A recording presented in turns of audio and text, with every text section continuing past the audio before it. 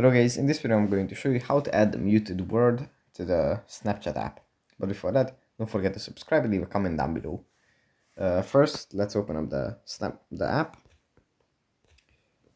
Here it opens up in the camera. From here we go into the profile menu, then into settings. Then we scroll down and under public profile settings we tap on our name. And here under manage public story, we have edit muted words, and here we can add a muted word or phrase. So I don't know, whatever bugs us, we can add here, and then it's not going to appear as a reply or in any replies to our stories.